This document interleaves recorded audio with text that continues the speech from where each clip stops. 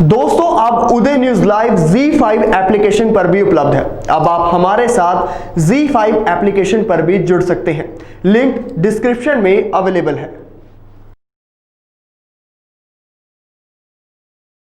नमस्कार, मैं हूं दीपांशी पुहाल और आप मेरे साथ देख रहे हैं उदय न्यूज लाइव। खबरों का सिलसिला शुरू करते हैं कुछ खास खबरों के साथ। चिकित्सकों का कहना है कि अभी डेंगू की शुरुआत हुई है, इसलिए अभी सावधानी बरतने की जरूरत है, अन्यथा जरा सी लापरवाही से इसका प्रकोप बढ़ने से यह खतरनाक हो सकता है। CMO योगेश शर्मा ने बताया कि चेकिंग करने के बाद यदि किसी के घर में खामियां पाई गई या लार्वा मिला या फ्रिज, कूलर, पानी की टंकियों, गमलों, टायरों व अन्य स्थानों पर पानी एकत्रित मिला तो उसके खिलाफ सख्त कार्रवाई की जाएगी। वहीं लोगों से अपील की कि घरों में पानी इकट्ठा ना होने दें, वेस्ट सामान है उसकी समय समय पर जांच करते रहें। एक अच्छी बात है कि अभी हमारे पिछले 10 दिन से जो केसेस हैं लगातार कम हो रहे हैं। आज भी अभी तक हमारे केवल 17 केस सुबह जो हमारी लिस्ट आई है उसमें रिपोर्ट हुए हैं। पर इसके साथ साथ हमें फिर वही बात है कि हमें पूरी सावधानी अभी भी बरतनी है। नो डाउट केस कम हुए हैं, पॉजिटिविटी रेट कम हुआ है हमारा, और रिकवरी रेट हमारा बहुत अच्छा हो गया, 94% के आसपास अब रिकवरी रेट है। लेकिन इस समय हमें सावधानी कम नहीं करनी है, अपने गार्ड को लोअर नहीं करना है। उसी तरह से मास्क प्रॉपर पहन के, नाक और मुंह ढक के, सोशल डिस्टेंसिंग मेंटेन करते हुए लगातार अपने जब भी हाथ बार बार वॉश करने हैं। इन्हीं सावधानियों के साथ हम इस बीमारी को और जल्द से जल्द कम कर सकते हैं। डॉक्टर साहब, अगर पब्लिक की बात करें तो पब्लिक अभी भीड़-भाड़ वाले एरिया में जा रही है, काफ़ी गैदरिंग हो रही है बाज़ारों में, त्योहारों का सीजन है, आगे आने वाला, पब्लिक को क्या कुछ अपील रहेगी? नहीं, इसी आपके माध्यम से मैं फिर बहुत हाथ जोड़कर सबसे ये विनती है कि प्लीज़ आगे त्योहारों के सीज़न में जहाँ रश होने की संभावना है, बिना कारण के आप घर से बाहर मत जाएं। रश का में भी कहीं आपको जाना पड़ता है, प्रॉपर मास्क और सोशल डिस्टेंसिंग का अपना उसको ज़रूर अपनाएं। और स्पेशली यंगर जनरेशन है, मैं कई बार देखता हूँ कहीं कमेंट्स भी आते हैं कि कोई कोरोना नहीं है, कुछ नहीं है, इससे कोई फ़र्क नहीं पड़ता।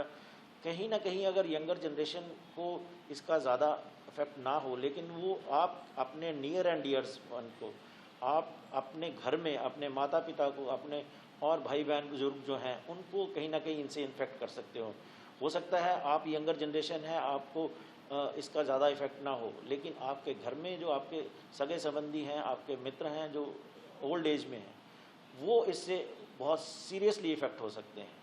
तो कृपया अपने लिए, अपने सगे संबंधियों के लिए, पेरेंट्स के लिए, सोसाइटी के लिए अपना ज़रूर ध्यान रखें और पूरी सावधानी बरतें।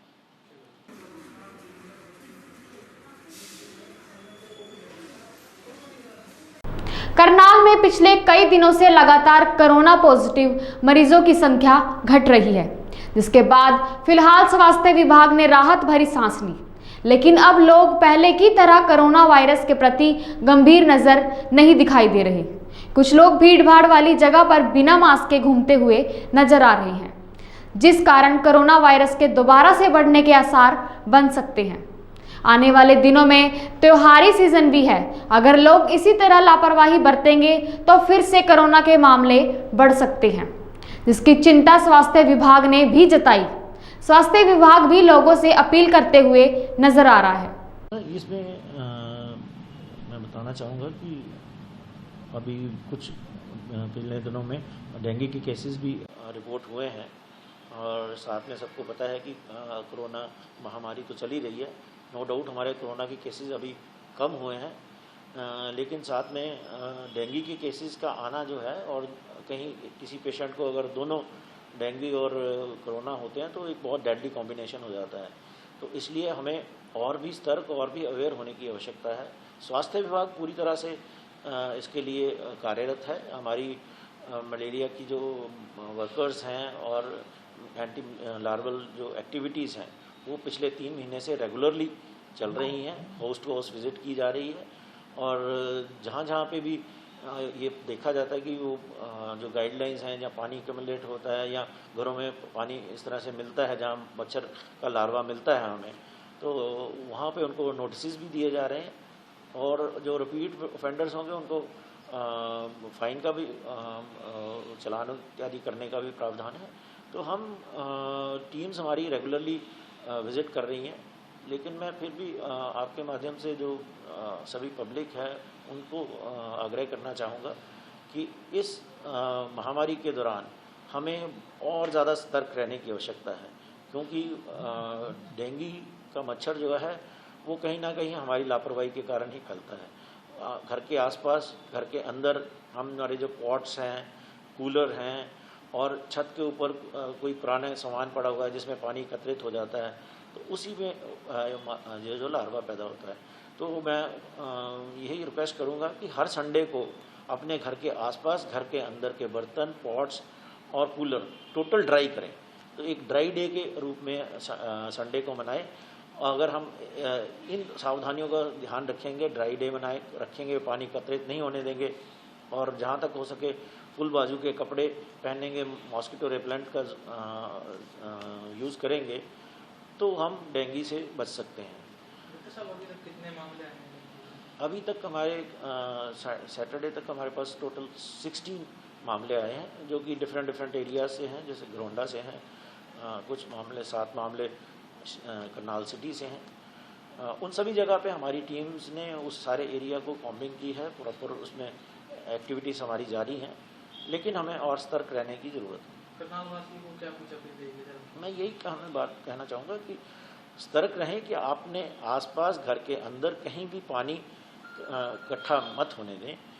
अपने घर के जो पॉट्स हैं उनका पानी रेगुलरली चेंज करते रहें और संडे के दिन सारी चीज़ों को, सारे स्पेशली छतों के ऊपर कोई ऐसे चीज़ें पड़ी होती हैं, पुराने टायर्स पड़े होते हैं, टूटी क्रॉकरीज पड़ी होती हैं, इन चीज़ों पे पॉट्स पड़े होते हैं, उनमें पानी जो एकत्रित होता है, वहाँ से एक भी पॉट से इतना लार्वल पैदा हो जाता है कि जो आसपास के 150 घर जो हैं उनको इन्फेक्ट कर सकता है।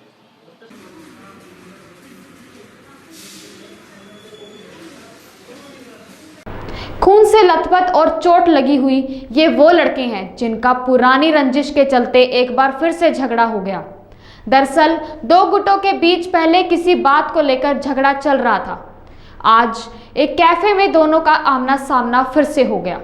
जहां पर पार्टी चल रही थी, पार्टी में ही दोनों पक्षों के बीच लाठी, डंडे, तेजधार हथियार, चाकू गंडासी चली, जिसमें दोनों ही पक्षों के युवक घायल हो गए।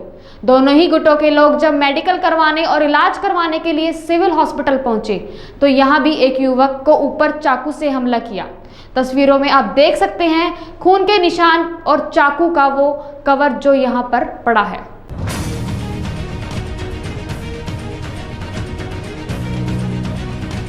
करनाल के सेक्टर 7 में एक कैफे में 2 पक्षों में जमकर लड़ाई झगड़ा हुआ और आपस में लाठी, डंडे और तेजधार हथियार चले। जब दोनों पक्ष इलाज के लिए सिविल हॉस्पिटल के ट्रॉमा सेंटर आए तो यहाँ भी एक पक्ष की तरफ से दूसरे पक्ष के एक साथी पर चाकुओं से हमला कर दिया गया। पुलिस ने मौके पर पहुंचकर जांच शुरू कर दी है। जानकारी मिली थी जिसके बाद आप यहाँ पहुँचे? रात्रि अपना गश्त की अपना गाड़ी थी, उन्होंने पता लगा बस्तावा में कोई अपना झगड़ा हो रहा है। तो जैसे पार्टी यहाँ आई तो पता लगा तो इनके सेक्टर 7 में कोई कैफे हाउस है, तो वहाँ कोई पार्टी का आयोजन था, वहाँ कोई झगड़ा हुआ था। उसके बाद यहाँ दोनों पार्टियों में फिर यहाँ हो गया। अभी फर्स्ट एड जारी है। इन्फॉर्मेशन तो डॉक्टर साहब ने किसी का बयान तो उनकी तो है नहीं, बाकी पूरे मामले की जानकारी तो नहीं, खाली फर्स्ट एड दे रहे डॉक्टर साहब। तो CCTV वगैरह भी चेक किए जाएंगे सर? हाँ हाँ बिल्कुल बिल्कुल।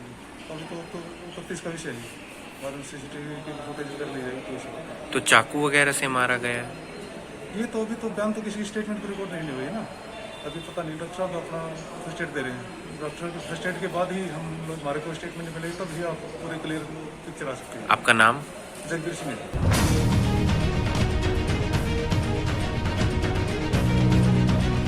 साथ में भाई ना हमारी कोई गलती ना कुछ, हम थे पार्टी हॉल में, अंधे हमारा तो तलवार लगी, लठ लगी, हम तो धरती में गिर गए। किसी ने कोई शर्म नहीं करी, जितने हो सका उतने लठ मारे हैं, उतनी तलवार मारी हैं, बुद्धि नहीं छोड़ती। इस भाई का देखो, हो गया था हम ठीक, सब ठीक हो गया था, चलो मार दिए, कम चोट थी, चले गए वापिस।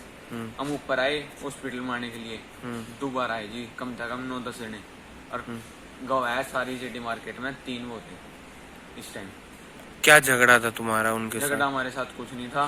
एक पहले उन्होंने यार दोस्त का एक हाथ तोड़ रखा जैसा अंगवान का, उसका भी प्लेट हाथ में, और उन्होंने दोबारा फिर मारा। ये तो अजय भी वहाँ पर था? नहीं, अजय नहीं था। और इस भाई का तीसरा लड़का कौन था? तीसरा लड़का जी अनुराग है, एक दोस्त। वो तो बुलाने डाल लिया जी, चेकिंग चुकिंग कराना, बुलाने नहीं कराया। उसको ज्यादा चोट आई है? उसको ज्यादा चोट आई।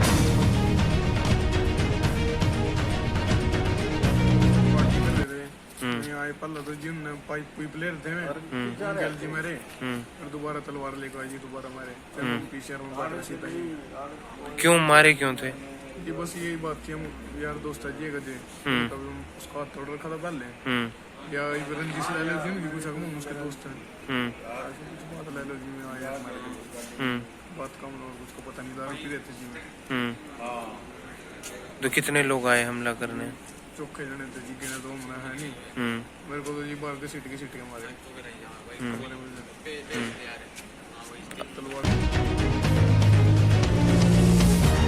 सेक्टर 7 में डार्क नाइट कैफे के नाम से कैफे है, उसमें इनवाइट किया गया था मेरे को कि पार्टी है भाई योगेश तू भी आना। मैं गया तो मेरे को बुलाया गया, ये गंडासी और तलवार पहले बुक कर रखी थी इन्होंने, पता नहीं कहाँ से देखा नहीं, गंडासी तलवार एकदम हमला किया मेरे पास। मैंने एकदम भागने की, अपनी जान बचाने की कोशिश मैं तो करूंगा, मैं जान बचा के भागा मैं तो वहां से। फिर मेरे हाथ पे लगी, मैंने अपना हाथ ऐसे अड़ाया ना, मेरे हाथ पे गंडासी और तलवार लगी। आपके किस दोस्त को सिविल हॉस्पिटल में मारा है? मेरे ये नीतीश को। क्या हुआ यहाँ पे? यहाँ पे मैंने बुलाया इनको, भाई हमें यहाँ पे हमला हो गया तो हमको लेने आ जा, तो नीतीश आया हमको लेने, तो इस पे भी हमला कर दिया।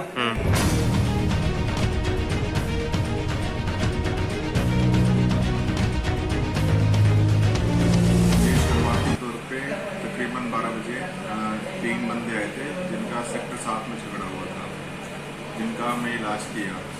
और जब ये बाहर निकले तो इसके जो अपोजिट बंदे थे वो भी आ गए, तो उन्होंने इसके दूसरे बंदों के ऊपर चाकू से वार कर दिया, जिसमें 3 बंदे और घायल हो गए, और उनका भी अब इलाज करके और मेडिकल किया जा रहा है। सिविल हॉस्पिटल में भी चाकू चले हैं सर? हाँ जी, सिविल हॉस्पिटल के जैसे ये निकलने लगे गेट से, उस पर एक आदमी ने फटाफट आके चाकू मार के मार दिया। उन लड़कों को भी चोटें आई हैं जो वहाँ से दूसरे पक्ष के भी पहले थे, वो 3 बंदे थे, उनको भी चोटें थी, और अब 3 इनके हैं, उनको भी चोटें आई है। तो पुलिस को जानकारी आपकी तरफ से भी दी थी? सिविल लाइन को तुरंत सूचना दे दी थी, और वहाँ से टीचर आ गई थी सिक्योरिटी पर्पज के लिए, और अभी भी पुलिस तैनात है। आपका नाम?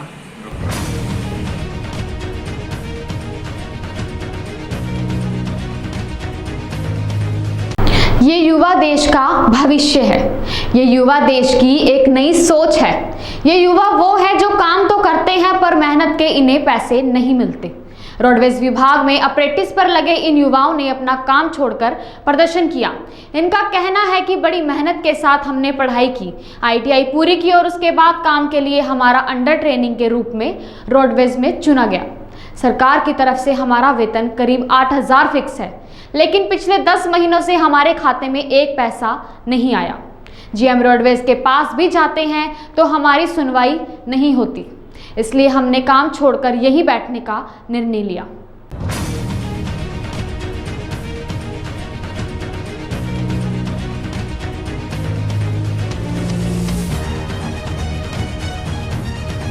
करनाल के बस स्टैंड में अप्रेंटिस पर लगे कर्मचारियों ने प्रदर्शन किया।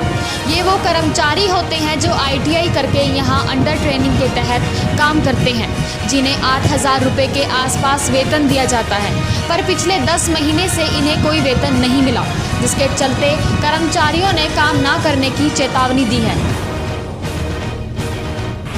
हमारी यहाँ पर रोडवेज में अप्रेंटिस लगी हुई है और 1 साल होने पर आ रहा है। 10 महीने से अभी हमारे को कोई स्टाइपेंड नहीं मिला और बहुत परेशानी हो रही है। घर परिवार में बहुत दिक्कत है, क्योंकि हम बाल बच्चे वाले हैं, घर वालों से भी पैसे मांगते हैं, बहुत शर्माते हैं। और सरकार जब भी हम ATM या WM के पास जाते हैं तो वो बोलते हैं अभी सरकार के पास बजट नहीं है, और हमारे को ऐसे ही दे दिया जाता है। वहाँ पर जब सरकार के पास बजट आएगा, ऊपर से आएगा, तब हम आपको देंगे। हम आपको अपनी सैलरी से देने से गए इसलिए हमारे को 10 महीने से कोई स्टाइपेंड नहीं दिया जा रहा। क्या काम करते हैं आप लोग यहाँ पर? मैं अपने डीजल मैकेनिक से मैकेनिक में है और यहाँ पर काम भी करते हैं डीजल मैकेनिक। तो आपका नाम? गोविंद कुमार है।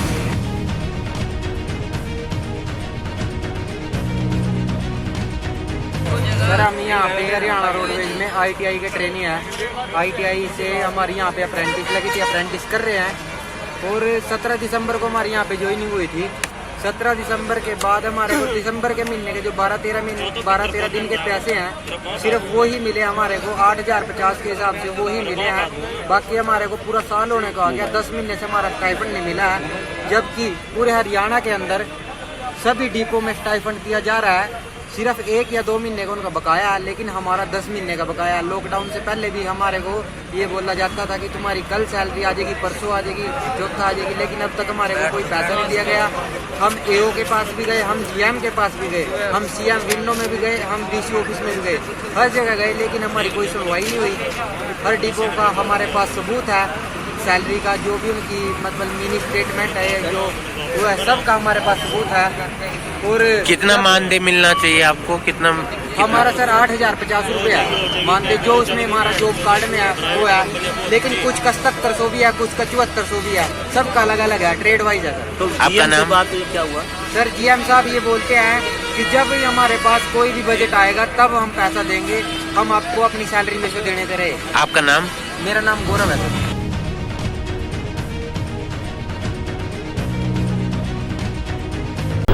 यमुनानगर के विधायक घनश्याम दास अरोड़ा के छोटे भाई 58 वर्षीय राधेश्याम अरोड़ा का आकस्मिक निधन 10 अक्टूबर 2020 को दिन शनिवार को मेदांता अस्पताल गुरुग्राम में हो गया था। उन्हें सांस लेने में दिक्कत होने पर मेदांता अस्पताल में दाखिल करवाया गया, जहां पर उनका निधन हो गया।